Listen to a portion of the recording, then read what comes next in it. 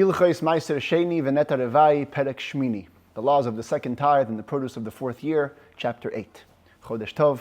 Today is a new month, the month of Sivan, the month that we receive the Torah. No better way to start this month than to learn some Torah, specifically the part of Torah that's called halacha. Seems to be the most boring, but yet connects us directly to Hashem, because that's how we fulfill that which He wants from us, by actually keeping Jewish law.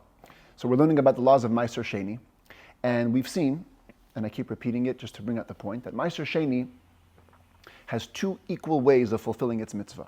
One is to bring it to Yerushalayim, the actual produce, and eat it there in a state of holiness. The other way, if there's too much produce or if you live too far, is you take the produce and you transfer the holiness to money, worth its value. You take the money to Yerushalayim and you buy stuff there. Yesterday we had a whole chapter about what you can buy, what you can't buy with that money.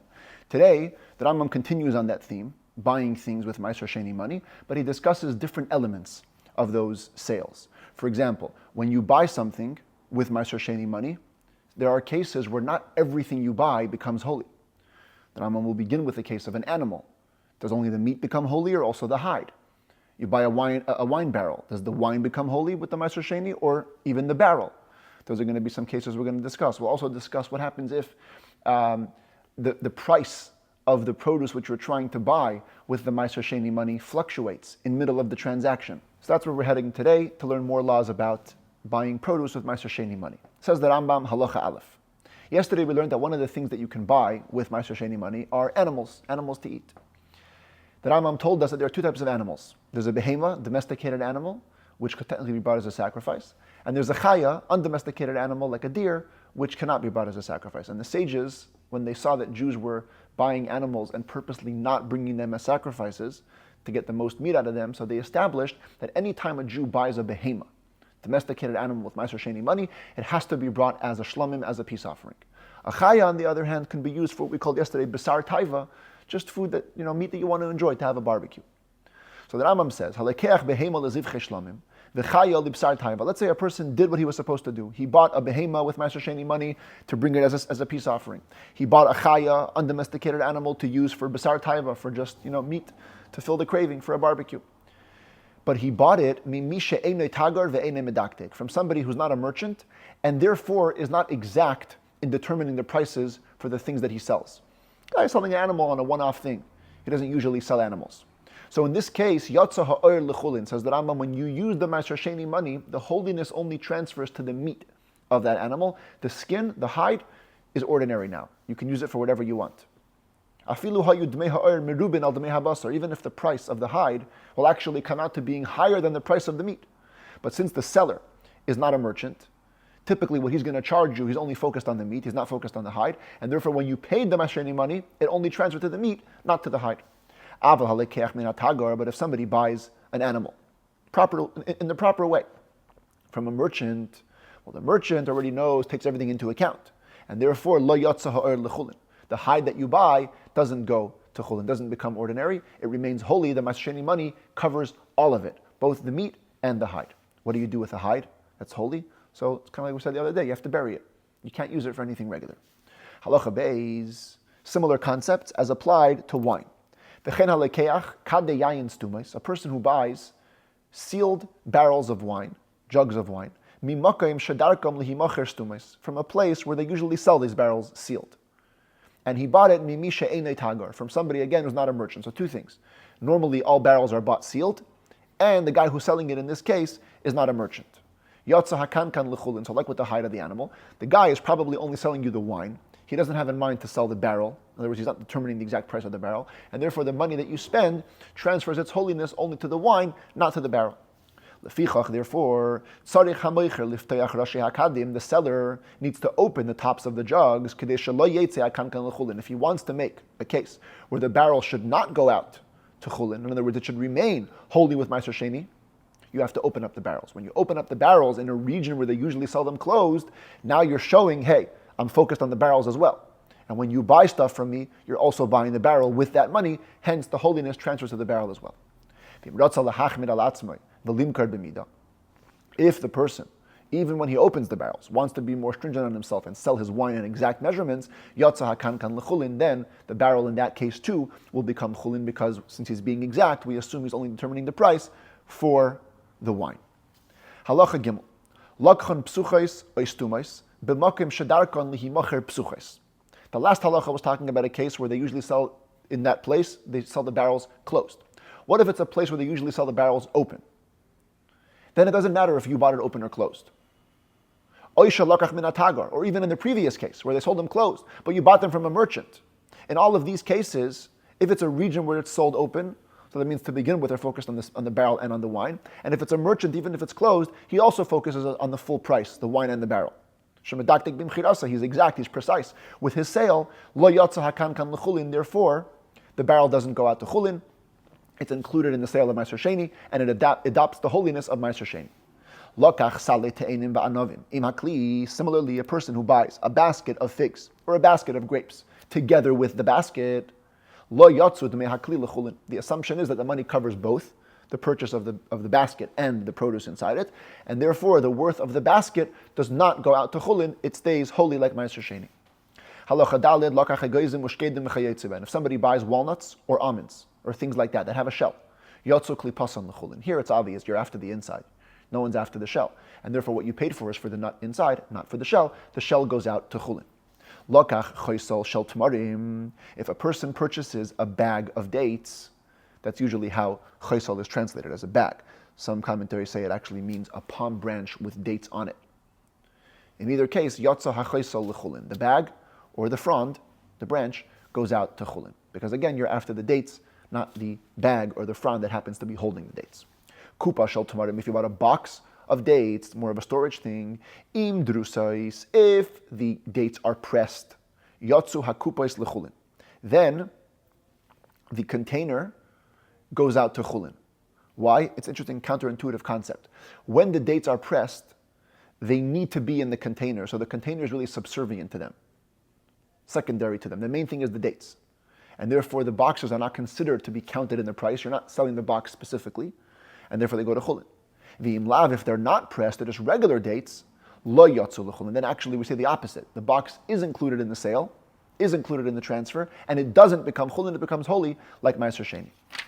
Halacha hey, returning to the wine. Misha hayola yayin shel Maaser Sheini, a person has Maaser Sheini wine at home. He wants to store it. He has jugs that he usually uses for storing wine, but he doesn't want it to become holy with Maaser Sheini. V'hish'il kankan of lo yisei Maaser. He's lending his jugs to that Maaser. I want to use it now for storage, but I don't want it to become holy. Afal pisha sasam espm, even if you seal them, which usually indicates, they're becoming one entity, lo ikana Maaser asakankanim, indeed, because he was clear about his intentions, the Maaser Sheini is not going to acquire the jugs. It won't make the jugs holy. Kines hayayin l'seichon stam, if you stored the wine inside them, stam, by default, without stipulation, you didn't say clearly, I'm lending it to Maaser. Then it depends at what point you designated the wine as Maaser Sheini. Im karashen ve'asahu Maaser ad shalei sasam espihem. If you had called the name out, in other words, you had designated it as Maaser Sheini before you sealed the barrels, lo kana Maaser asakankanim. Then you're clear. The Maaser doesn't acquire the jugs because you made them Maaser separate from the jugs. Ve'im misha sasam pi and karashen ve'asahu Maaser. But if you only called out the name and made it Maaser Sheini after you sealed the barrels, kana Maaser asakankan. So now, because it became Maaser Sheini in the sealed barrel, the barrel goes along with it and also becomes Maaser Sheini. Hifkid l'sei hakankan revius chulin. If a person, in addition to putting in the Maaser Sheini, stores also even a revius, a small amount, 3-4 ounces of chulin wine in it, now he's revealed his intention. Hey, I don't want this to be Maaser Sheini associated. Stam. Or you put in anything other than wine, oil, vinegar, fish brine, honey of Maaser Sheini, all without stipulation.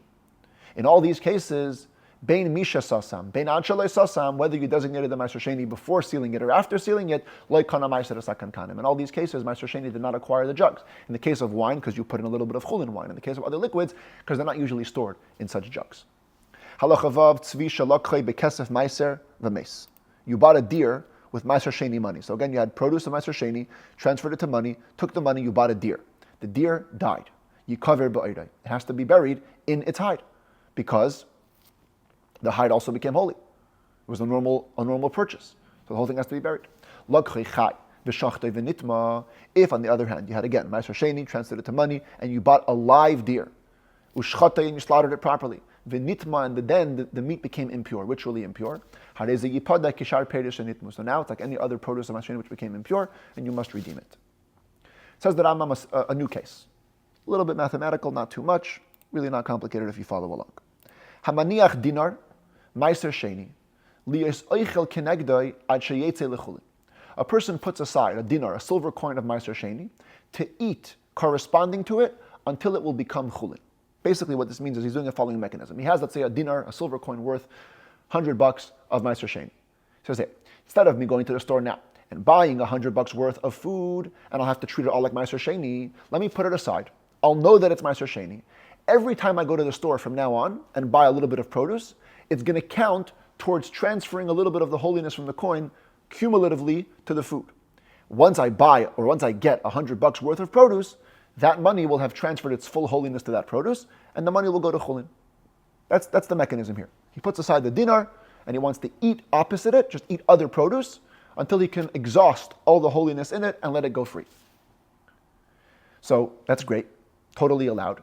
The question is what happens if the worth of the coin fluctuates while you're accumulating all this maaser. So the Rambam considers first a case where the money goes down, and then a case where the money goes up. Let's say at the time of your stipulation, the dinar was worth 20 ma'ah. You can get 20 smaller coins for this one silver coin. You spent or you ate the worth of 10 ma'ah, half of the dinar as it currently stands. But then after some time, the worth of the money goes down. And now, instead of being worth 20 ma'ah, it's worth 40. Right? That's how inflation works. People don't always get it sometimes. If your money can get you more smaller coins, that means it's worth less.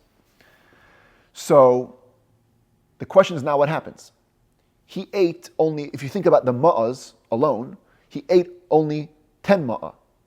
Now to get to a dinar, he should need to do, you might think, another 30 to bring it to 40. Says the Rambam, no. We don't go by the amount of ma'as, we go by conceptual, by the concept. He already consumed half the dinar. So now, all you have to eat is another 20 ma'ah worth, which is half of the dinar as it stands currently. And then boom, you've exhausted all the holiness, it goes to chulin. Same thing in the opposite side. Hukru hamois. Okay, initially the Maaser Sheini dinar was worth 20 ma'ah. Now the money gets more expensive. Now for a dinar you only get 10 ma'ah. So, again, using the same logic, you might say, hey, I already ate 10 ma'ah. Now my money should be chulin. No, it's conceptual. You ate half of the worth of a dinar, now eat the other half. Eat 5 ma'ah worth of food, and then the money goes to chulin. Halacha Zayin. This and the following halachas are a classic example of, you read the Rambam, straightforward, easy halachas to understand, and you don't realize you're entering a firestorm of halacha. This next couple of halachas is based on a Mishnah in Maseches Maaser Sheini, discussed also in the Gemara there in Talmud Yerushalmi. Almost every other commentary besides the Rambam understands that Mishnah in one way. The Rambam understands it in a completely opposite way. You read the Rambam straight, you have no idea. But you start reading the commentaries, the fireworks are flying. The Ravid, one of the main commentators on the Rambam, you have him in your Rambam printed over there, small little glosses. In the Rambam, he writes very short and very sharply, criticizing the Rambam on points he disagrees with. Usually, again, 1, 2, 3 lines. You don't get more than that. I believe that in this halacha, it's the longest Ravid in the entire Rambam. He takes issue line by line and criticizes every conclusion of the Rambam. It's a huge deal. But again, we're reading the Rambam, so we learn the halacha straight, and we get the Rambam's opinion. Just good to know that sometimes, there's more than meets the eye in what you're learning. The fundamental issue here, in the next couple of halachas, has to do with how transactions work according to Jewish law. Every transaction has 2 elements: the giving of the money and the meshicha, pulling it into your possession. Biblically speaking, once you give the money for an object, the object becomes yours. But the rabbi said that we have to, in addition to giving the money, you have to do meshicha, pulling it into your possession. That's the defining moment. That's when the ownership transfers. When it comes to Maaser Sheini, we're going to see that we usually try to work to the advantage of Maaser Sheini. And so even though in all other transactions, meshicha is the defining moment, there are going to be some cases where the money is the defining moment for Maaser Sheini. And the reason it's going to matter when the defining moment is because the cases at hand are going to be dealing with a situation where the price of the fruit fluctuated during the transaction, after you gave the money before you did Mashicha, or after you did Mashicha before you gave the money. And so the Rambam considers 4 different cases, each one having the similar underlying principles. So the Rambam begins, Halekeach peiros besela shel kesef Maaser. A person buys produce for a sela, 1 silver coin of Maaser Sheini money. So you see over here, holding the Maaser Sheini coin, he's looking what costs a sela, he finds the apple bag, boom, that says 1 sela on it. Umashach peiros, he pulls the fruit. See another picture? He's now holding the bag of apples. But he didn't have a chance to give the money yet. And by the time he tries to give the money, oops, it's more expensive now. Now it's worth two coins. The bag you're holding, says the store owner, is now worth 2. So what do? Should the Maaser Sheini have to pay extra or not? Says the Rambam over here, we go to the advantage of Maaser Sheini, and we say that the Mashicha is the defining factor.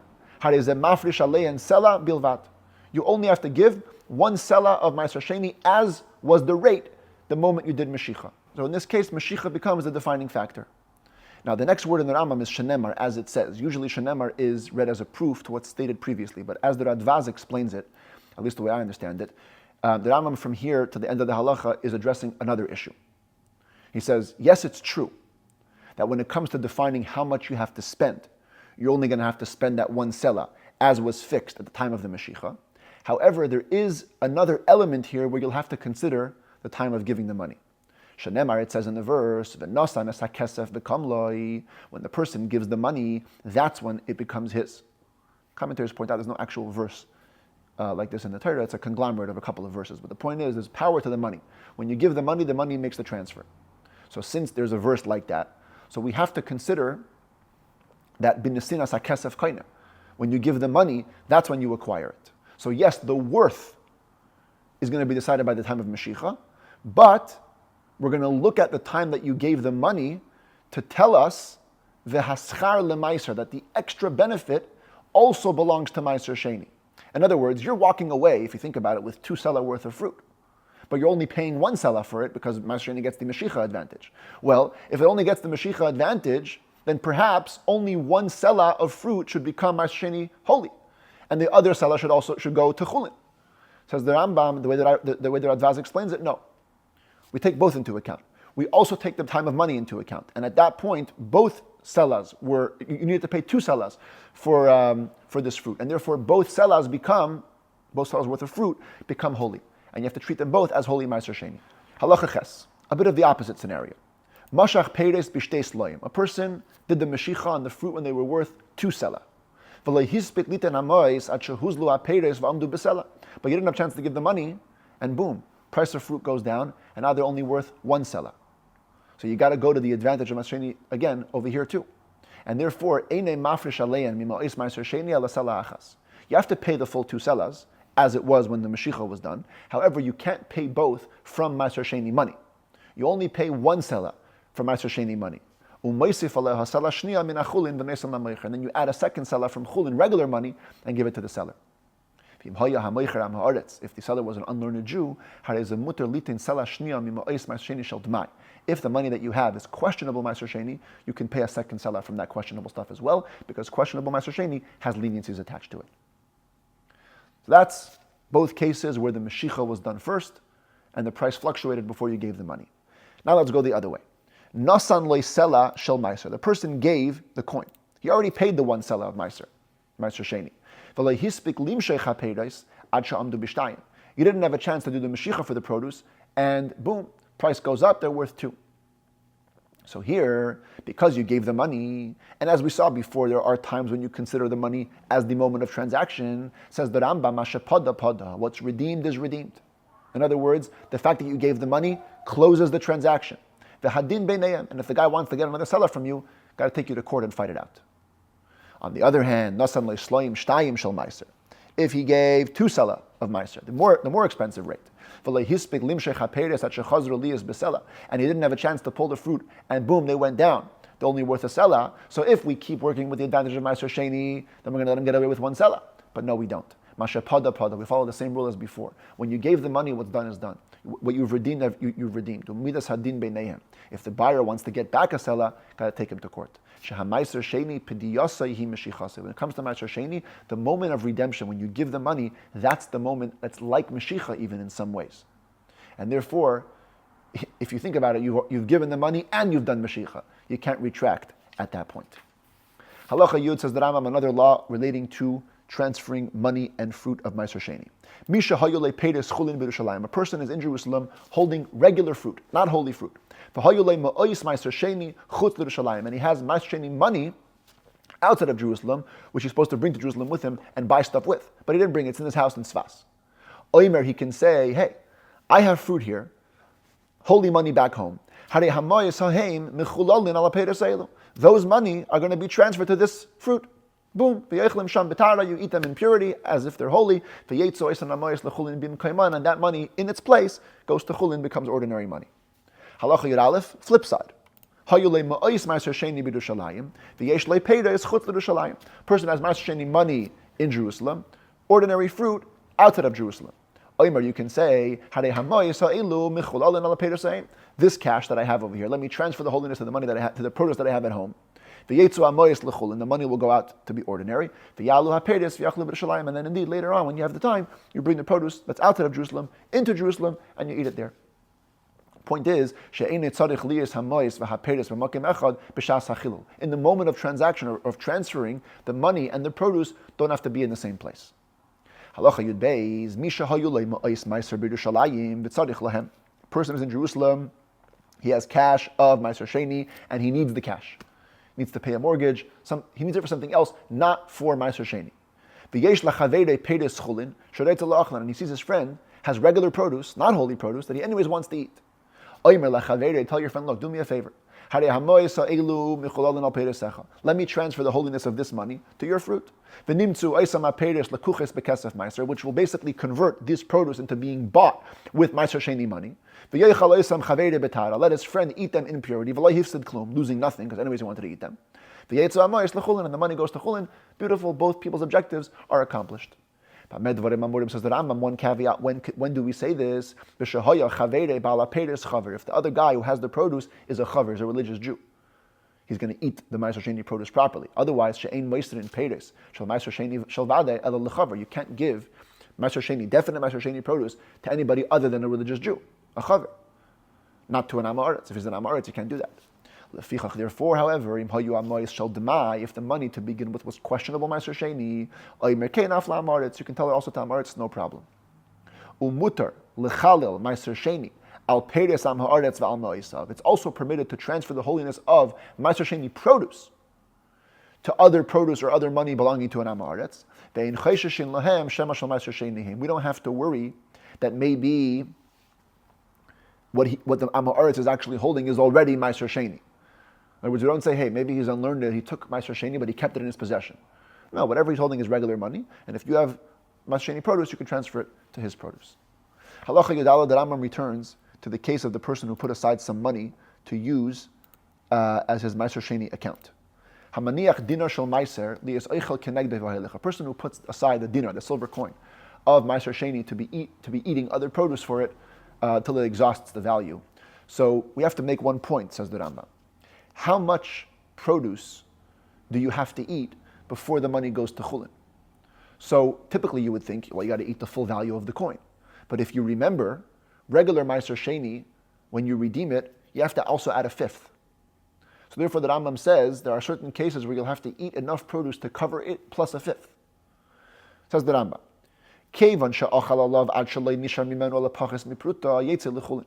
In one case, if you ate enough produce to the point that less than a pruta worth, which is a small copper coin, remains of the coin. So let's say it was worth $100 and you ate $99.99 of chulin. So all you have of Maaser Sheini, so all you have is 1 cent left. Yotzav lechulin, it goes out to chulin. When is that though? B'shel demai. If to begin with the money was questionable Maaser Sheini. Aval b'shel vadei. But if it's definite Maaser Sheini, lo yotzav lechulin. Just eating 99.99 doesn't make it go to chulin. You have to have remaining less than a shava pruta, less than a pruta's worth, after adding the fifth. For example, there's remaining from it less than 4/5 of a pruta. You got to eat basically 99.9 plus a fifth of the remaining pruta. Halacha tezvav, another law related to redeeming Maaser Sheini money. You have ritually impure people and ritually pure people, that's the red guys and the green guys, and they're eating or drinking together some food in Yerushalayim. Not holy food, regular food. Comes the pure guys, they pull out of their wallet Maaser Sheini money. And they say, you know what, anyway, we're having a meal. Why don't we see if we can transfer some of our money onto this meal and make that into the way we consume our Maaser Sheini? Says that there's a way to do it. Manichin sela shel Maaser Sheini. They put aside one coin of Maaser Sheini, and they say, Kol shahatohirim oichlin v'shaisim salazu mechulul alav. Whatever the pure people at this table are going to eat and drink should retroactively be transferred from the coin to that food. And the coin goes out to chulin, because they ate and drank in its worth in purity. Of course, provided that no impure people touch the food being eaten by the pure people. Otherwise, they'll make it pure. They'll make it impure, and then you can't eat Maaser Sheini in a state of impurity. But if they stay away with their hands, then you can do this condition, and it's no problem.